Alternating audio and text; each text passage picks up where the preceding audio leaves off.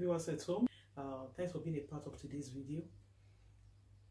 I hope the week has been a wonderful, a blessed week for you and your family. And I'm believing God for you and I that the mercy of the Lord will sustain us throughout this time and for the rest of our life in Jesus' name. Let's keep on, hoping and keep on holding on to the promises and the word of God. Let's keep on holding on to the word of God that can never fail. God has promised never to leave us and never to forsake us. And I know that He will keep to His promises because faithful is He that has promised. He will also do it in Jesus. Can we please have a quick word of prayer together before we continue today's video? God bless you as you close your eyes. Lord and our Savior, eternal rock of ages, we thank you for yet another wonderful time in your presence. The scripture tells us that in your presence there is fullness of joy, and at your right hand there are pleasures evermore. We thank you for the joy that our heart has found being in your presence today. And we pray that the joy shall be permanent in Jesus' name. Teach us your word, reveal your mind through the pages of the scripture. Help us through your word, O Lord, and strengthen us even as you study your word in Jesus' name. Give us understanding of your word. And I pray that your word will change our life, it will transform us and make us to be better for it in Jesus' name. For in Jesus' mighty name, we pray and we receive with thanksgiving. Amen and amen. Praise the Lord. Hallelujah. Once again, thanks for being a part of today's video. Today, we are looking at a topic that says 7 things that you must never do to your spouse. We say the word never. That is, we are not expected to do. But peradventure we do it. We will look into that later on. So 7 things that you must never do to your spouse, whether your husband or your wife.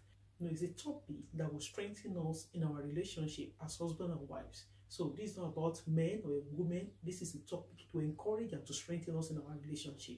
And I pray that as we go into the study, the Lord Himself will give us understanding of His word in the mighty name of Jesus. We will not just be a hearer of the word. The Holy Spirit will interpret the word in our hearts.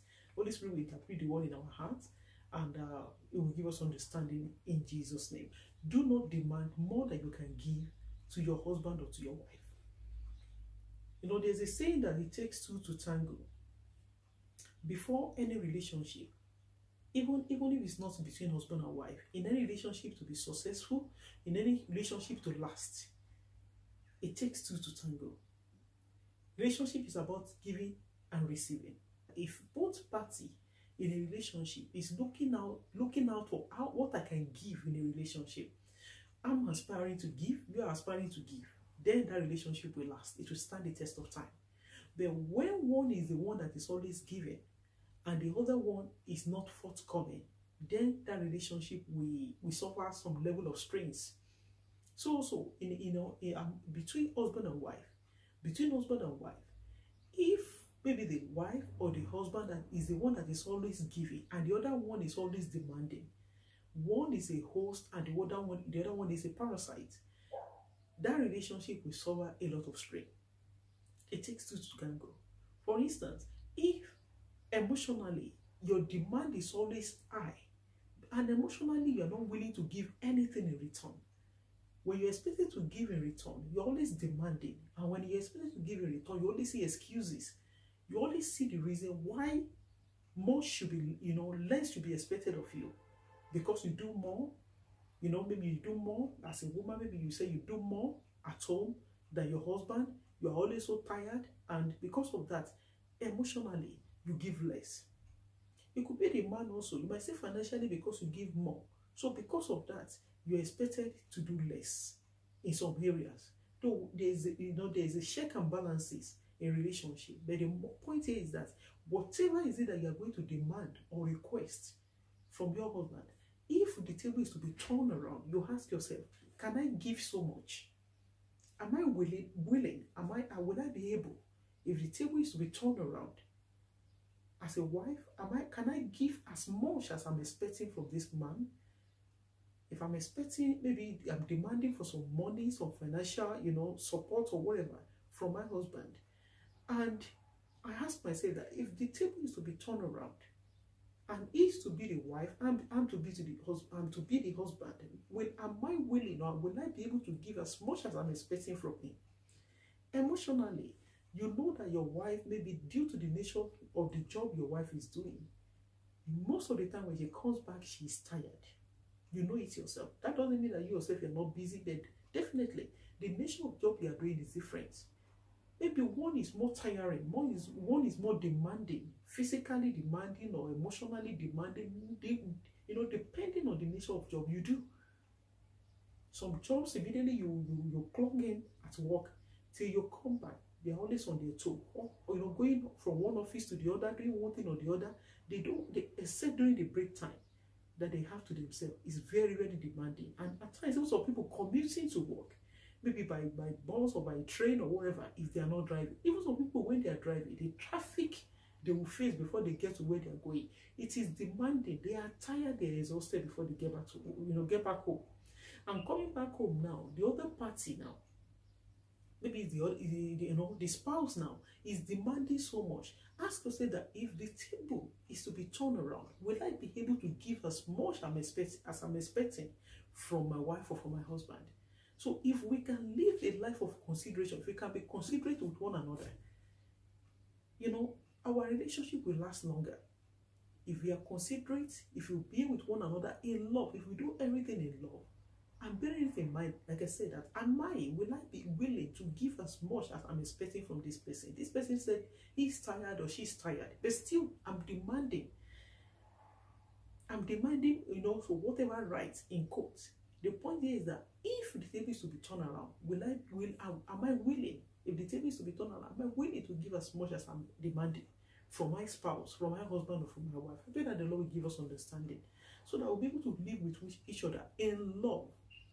We consider one another, we put ourselves in the shoe of the other person. You put yourself in the shoe of your husband or your wife. If only we can be that considerate, you will see that our marriages, our home will be heaven on earth. And I pray that God will make our home, our marriages, to be heaven on earth in Jesus' name. God will give us understanding of this topic. It's very important, because one thing is for us to be married, another thing is for us to be happily married. That God himself, will be proud of our home. And I pray that the Lord will make our home, his dwelling place in Jesus' name. So, like we said before we move away from there, that don't demand from your spouse more than what you can give. Don't ask for more than what you know that if it's me, if the table is turned around, will I be willing to give so much? I pray that the Lord will give us understanding and help us in Jesus' name. The second thing that you're not supposed to do to your spouse, maybe your husband or your wife, is do not betray each other's trust. You heard me. Do not betray your husband or your wife. Trust is very, very important because trust takes time to be built. To build trust is not easy. But to break it, to build a house, imagine if you want to build a house, no matter how small, how big a house is, once it's a house, it's a structure. You need time to plan the foundation. In fact, to first do the architectural, design and all that. You do the foundation, you lay blocks and all that. To put things in place is not easy. The way to break that house down, God forbid, if a fire should engulf that building, under hours, give it 1, 2, 3 hours, the house is wrecked. I pray that our marriages and our home will not be wrecked in Jesus' name. To build trust in a relationship, in a home, it takes time. But to destroy it is so easy. So when it's destroyed, rebuilding it again will take a long time. That is when some people, they live with each other, but they are just tagging along with one another. They are so close, but they are close and be far away. I pray that such will not be the testimony of our families and our homes in Jesus' name. Don't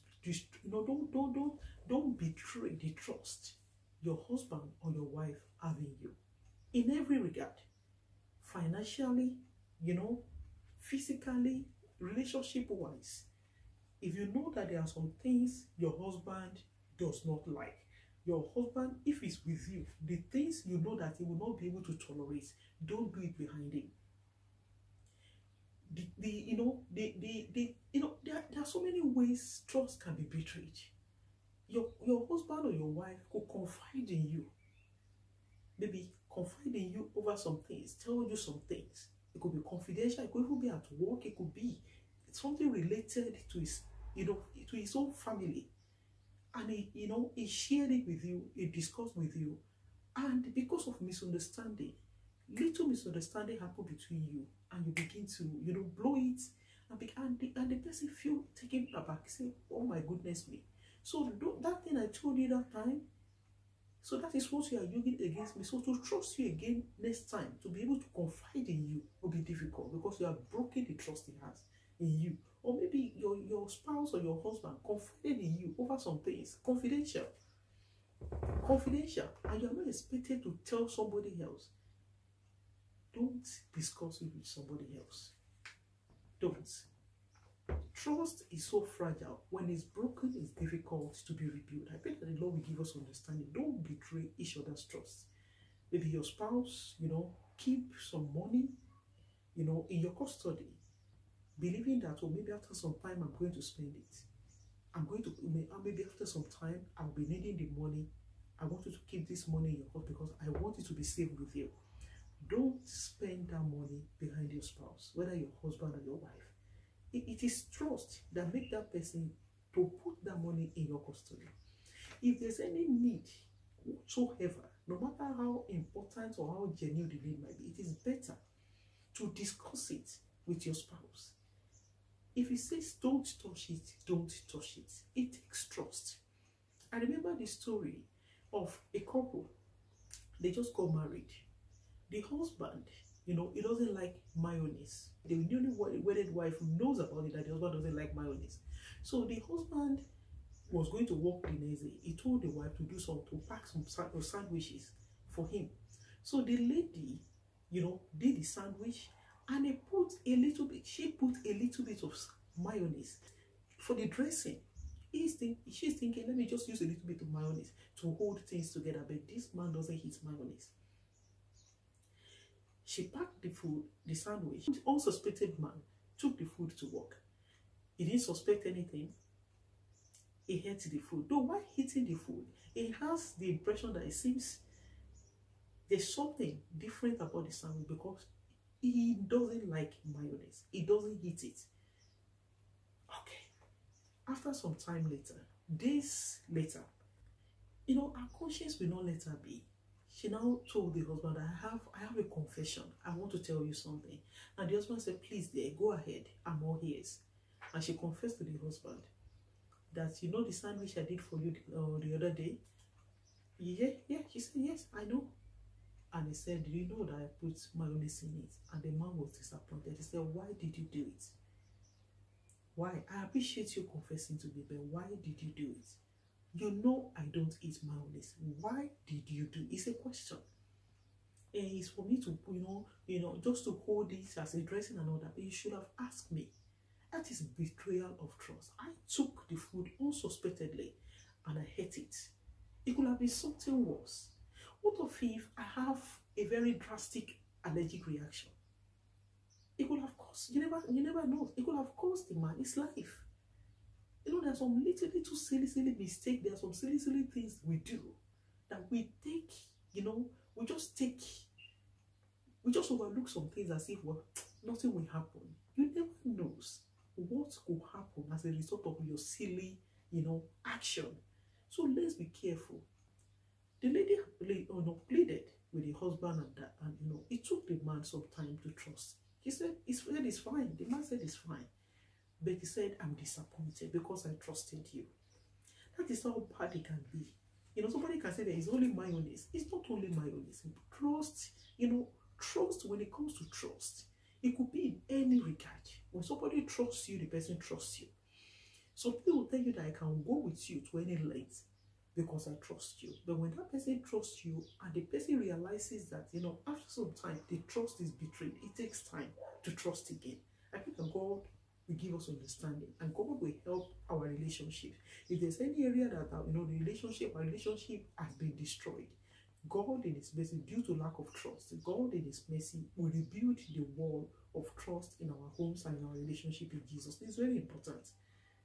It takes trust to work together. It takes trust to live together. It takes trust, to build together. Trust is very vital in any relationship. And I pray that the Lord will heal our families and our lives and our homes in Jesus' name. Amen. Before we leave there, I read from Colossians 3:9. It says, Lie not one to another, seeing that ye have put off the old man with his deeds. Lie not one to another.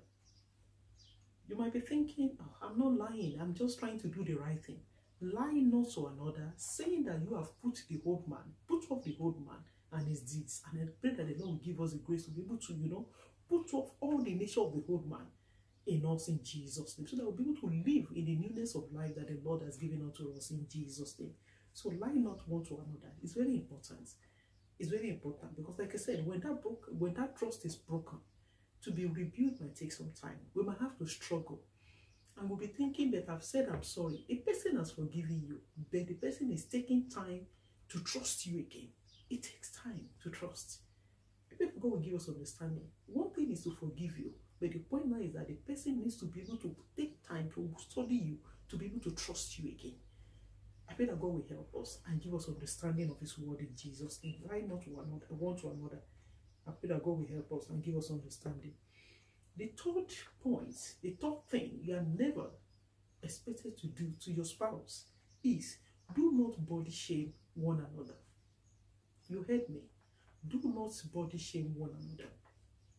One of the things we don't realize in our relationship, especially as husband when we are married these days, every man and every woman have a very fragile, ego, very fragile self-esteem. Many a times we can try to put off, they call it bone face or whatever. There's a name they call it, that you try to put off, resistance at all. I'm strong. People look at you and say, oh, she's very bold. It's very, it's very charismatic. It's not. Every one of us, we have fragile at some point or the other. We actually will find ourselves in the midst of a set of people. Most people have fragile self-esteem. It happens to men, it happens to women. They may not say it out. Many people use different things to cover it up, but this fragile self-esteem is there. Now, for a man or a woman that is experiencing fragile self-esteem, he might not say it out to the spouse. She might not say it out to the husband, or the husband saying it out to the wife. If that person now come home, maybe at work, the person is trying to fit in. Maybe a husband that is trying to fit in the midst of his colleagues for whatever reason. It could be for financial reasons. It could be for his appearance. It could be because of his education, educational attainment or whatever. For whatever reason, he's trying to fit in, but he's struggling as a man, or she's trying to fit in the midst of friends. For whatever reason, she's trying to fit in. Now coming back home to the one that they profess to love one another, to the husband or to the wife that profess to love one another, that's supposed to be like a mirror. I'm supposed to be like a mirror to my husband, that each time my husband sees himself, in me, he will feel confident. Each time I see myself in my husband, I should feel confident and feel relaxed. But when that is not happening, somebody outside does not have confidence. When that person come home again, is struggling again. The mirror is seen is a distorted mirror. It's not reflecting the thing issue. It's not reflecting, affirmation. It's not reflecting love. It's not reflecting positivity. The person is using his mouth consciously or unconsciously, or a mouth consciously or unconsciously, to bring the other person down.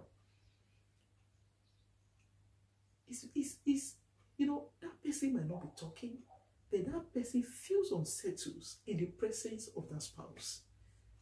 He feels uncomfortable at work or outside. He or she is not comfortable. At home again, he or she is not comfortable. So where do you want the person to go? And for how long can he or she live such a life? I pray that the Lord will give us understanding.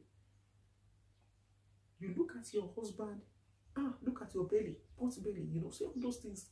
There are better ways to joke. There are better ways, to compliment one another. There are better ways, to relate, to discuss. There are better ways to relate and interact in a loving manner, not in the area of body shaming.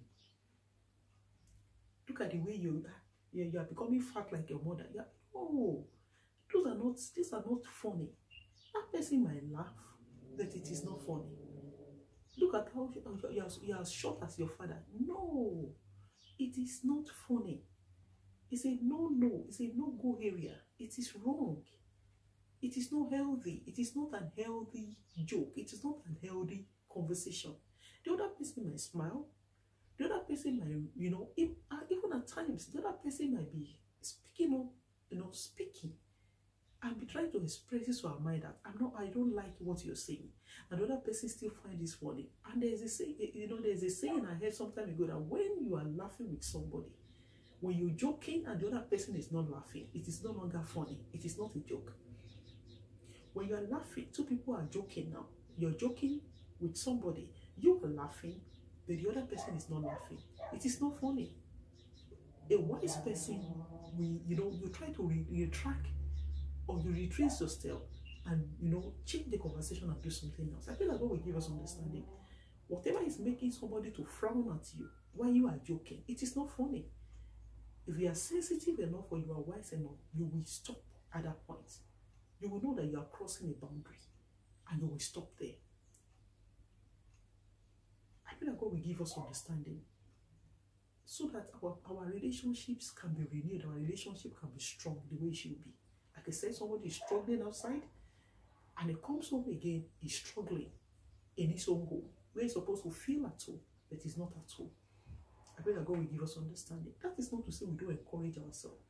If a husband or a wife is saying that the other person is, maybe is getting out of shape, it could be due to negligence, it could be due to, it could be due to depression, it could be due to anything. Or maybe when somebody is dressing the way he's not supposed to dress, that's why your husband or wife, there should be a loving manner of communicating with one another that the other person will understand. If you call yourself husband and wife, there should be nothing that you should be holding back from each other.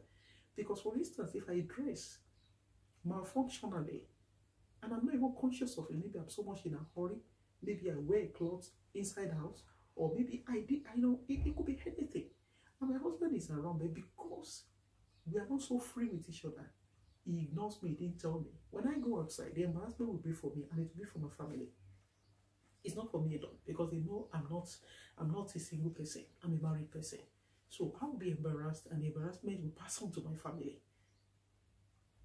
That is the truth. So in such cases, there should be a loving manner, not in an insultive manner, not in a degrading manner, that you will point out maybe errors or mistakes or things that are not right.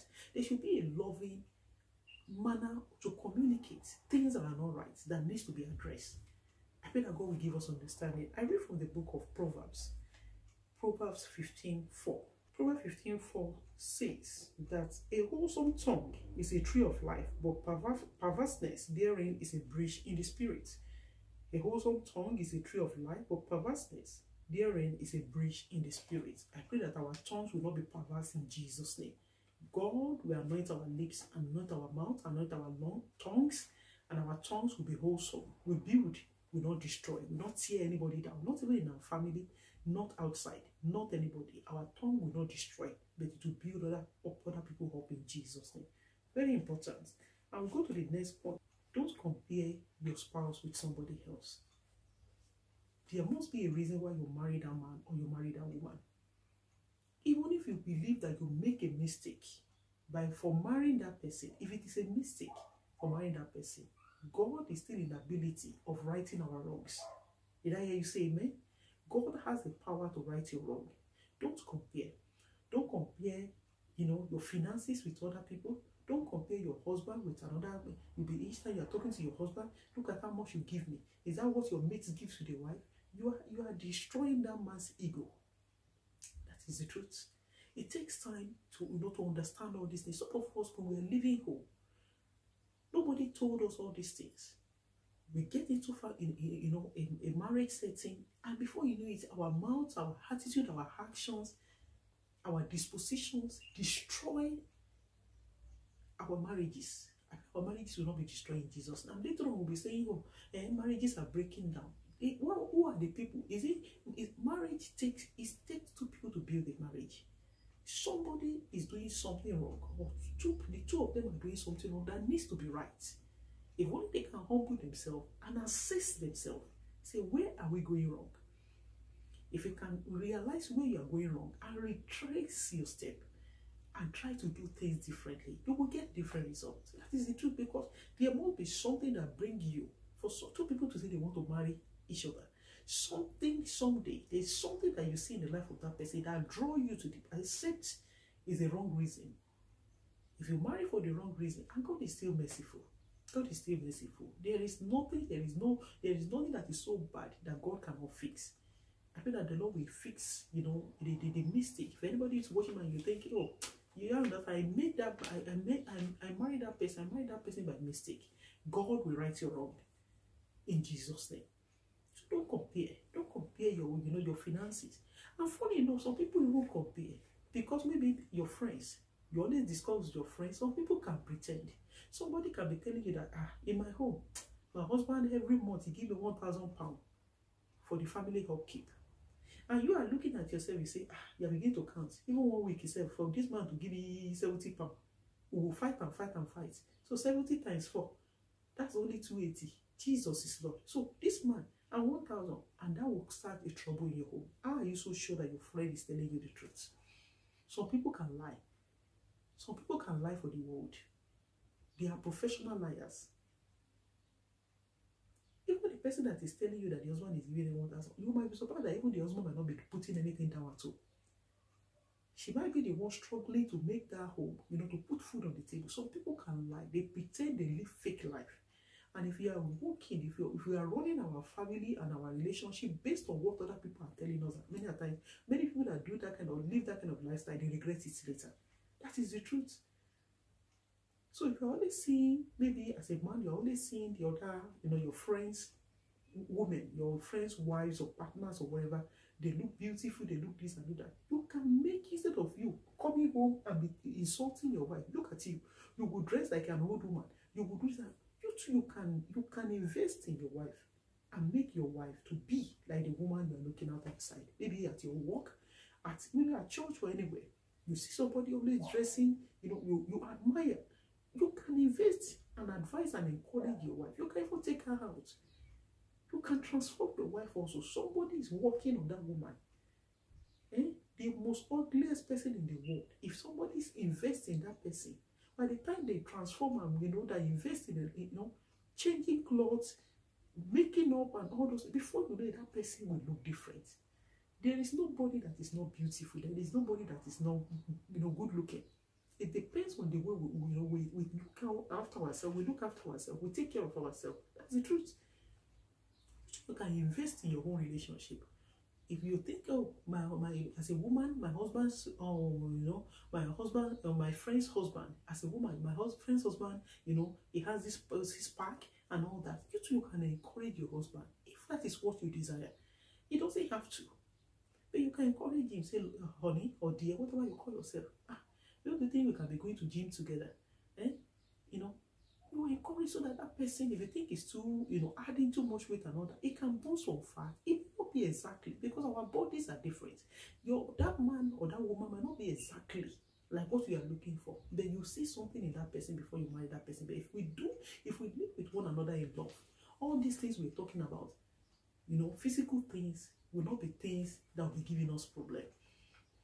Because beauty is far beyond physical. Beauty is an inner thing.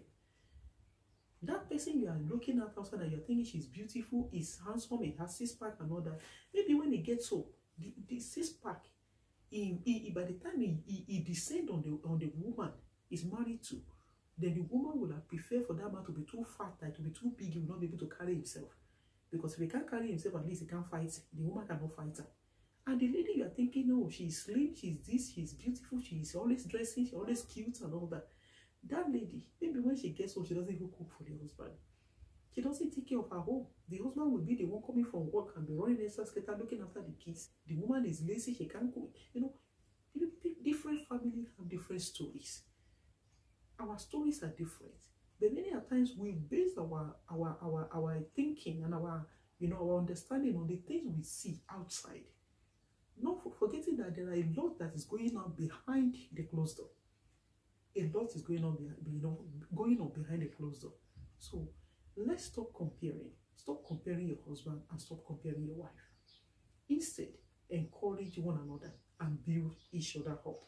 And that takes me to the book of 1 Peter chapter 4, verse 9. It says that use hospitality one toward another without grudging. Use love towards one another. If you love one another, love bears all things. Love overlook a lot of mistakes, a lot of faults, a lot of things. Love overlook. And I bet that God will give us love. Agape love. True love. Unconditional love in our relationships and in our families in Jesus' name. God will give us understanding and will help us to rebuild all that is wrong. All the things that we use our mouth and our hands to do to destroy. Our home that's supposed to be lovely and wonderful, but every way that we have destroyed, the Lord Himself will have mercy and will bring about, restoration and rebuild in Jesus' name. The fifth thing that you must never say or never do, never tell your husband or your wife that it is a privilege that he or she is married to you. You'll be thinking, is that possible? Of course, there's a lot that happens in relationship. There's a lot that happens in homes, in families. You'll be surprised, you'll be amazed. Maybe one person is rich, from a rich background, from an influential, privileged background, and the other one, unfortunately, is not. And definitely because we know that fingers are not equal. Even if they are rich, one will surely be richer than the other. That is the truth. If they are both from a billionaire family, one, for instance, one maybe is worth 10 million. The other one is worth 20 million. Even though they are millionaires, but still they are not equal. So never consider that, it is a privilege that your wife or your husband is married to you. That without you, that person married to you, their life wouldn't have been meaningful. No, don't do that. Because that means we are saying that, that we are the source of the life and the hope of that person. But God is the source of all things. God is the source of all things. God might use us to bring meaning, can use us to bring, direction into people's life. Like they always say that behind every successful man, there is a woman. There's no doubt about that. Behind every successful woman also. So we should be behind each other's success. Not, against each other's success or promotion. We should come into each other's life to add to our lives, not to bring each other down. We are to complete one another, not to compete with one another. If a husband or a wife is competing with one another, then they are not supposed to be husband and wife. Because husband and wife, they're supposed to be the best friends for each other. So if I'm always competing, God forbid, with my husband, why? Because I believe whatever my husband has is mine. Whatever I have belongs to my husband, belongs to my family. So the point we are still on is that don't consider that it is a privilege that your husband or your wife is married to you. If you think you are so important and the other person is so less important, so how can you now relate with God? It is indeed a privilege that we are children of God, but when we come before God, we don't come, we don't come intimidated, we don't come less important. We come with joy, we come with rejoicing, we come because we know we are accepted. The Bible says that we are accepted in the beloved. Immediately we become a child of God, we are accepted in the beloved. So let your husband or your wife feel accepted by you, no matter how influential, how powerful, how rich, how privileged they might think you are. If you think that person is too low, beneath your, your standard, your class, why did you marry the man or the woman? It takes humility for us to be able to deal with people that we think they are lesser in quotes than us. Because the person you think is lesser than you today, you don't know the plan of God for that person. Overnight, God can change the circumstance of somebody. And I feel that the Lord, as you're watching, the Lord will change your circumstance. It will change my circumstance for good in Jesus' name. So it takes humility to be able to dwell together in love, without making the other person feel less important. And I pray that God will give us understanding in Jesus' name. And the number 6 thing that you must never do to your spouse is that never ridicule your spouse relations in front of your spouse. Don't do it. You don't have the privilege to do that. It is a boundary that must never be crossed, because if you do it, that person, except in a situation whereby that person, he or herself, or herself has been disrespecting his own family, then it comes with a price. If, for instance, I always, talk down, I always disrespect my family in front of my spouse, you know the danger. I'm selling my family cheap. I'm selling my family cheap. And when you sell something cheap, you can't buy it at a higher cost. So we have to learn to respect our family members. Even though your husband and your wife, you as a husband and your wife, you as a husband and wife, you have become one. I know your family also has become one. But irrespective of that, we must never, if I want my husband to respect my mother, to respect my siblings, or no matter their age, I have to first respect them in front of my spouse. That is when your spouse will now see their worth and will respect them in return. That is the truth. If you sell them cheap, that is the way other people will relate with them. So when they now start buying them cheap from you, you will now begin to react. I think that God will give us wisdom and will give us the right attitude. Don't take, at times there might be misunderstanding relationships, maybe among a wife and the mother, or among the husband and the siblings, or in house troubles and all that. There's nothing we can do about it. Relationship fractures and relationship problem and all that. But as time goes on, it will be settled. Don't drag your wife into the problem you have with your family. Don't drag your husband into the problem you have with your family, because you know why? At the end of the day, when the ships are down, you are their family. So that by the time they want to pounce on your husband or pounce on your wife, you will struggle. So don't ridicule your wife or your husband in front of each other. Don't. It can lead to a misunderstanding that you might struggle to be able to resolve. That is the truth, because at the end of the day, sentiment will set in. Emotions will be running riots. Emotion will be boiling, and people, everybody want to defend their own person. Even though we are all supposed to be one. If we deal with one another in love, if we relate with one another in love, we do all things in love. There will be no reason why, in the first place, I should be able to see my in-laws as my own relationship, as my own family. My husband should be able to relate with my own parents as his own family. That is the way it should be. But many times it does not work like that. And even if it does not work like that, don't compound the problem by yourself. That is coming to you now. Don't compound the problem by talking your family down, member down. Be careful, because like I said, if you sell them cheap, you might not get it. It might be difficult for you to get them, at a higher cost from somebody else. God will give us understanding and will give us love to be able to relate indeed in love with one another in Jesus' name. And lastly, don't take advantage of your spouse. Don't take advantage of your spouse or your husband. Don't do it.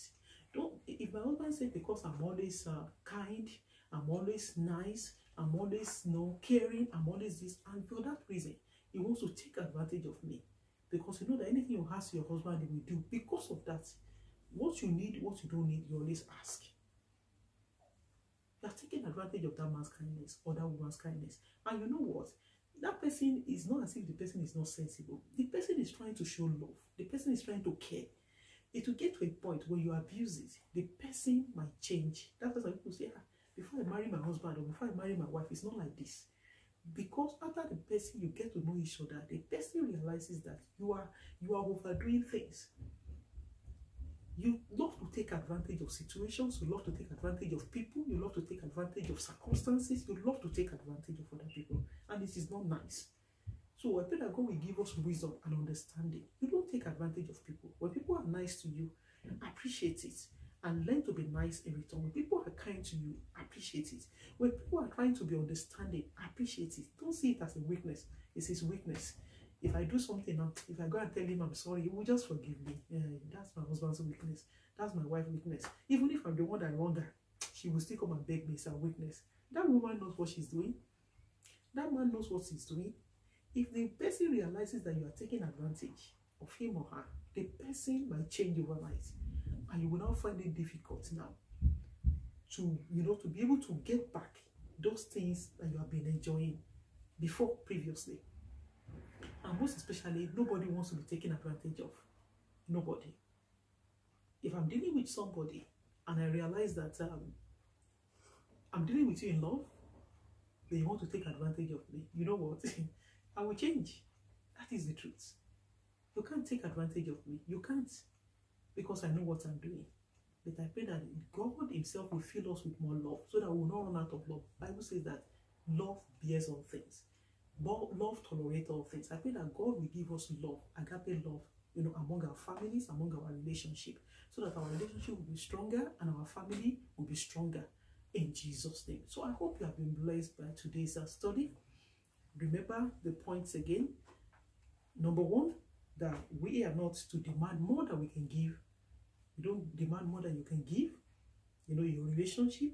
Number two, don't betray each other's trust. And number three, don't body shame one another.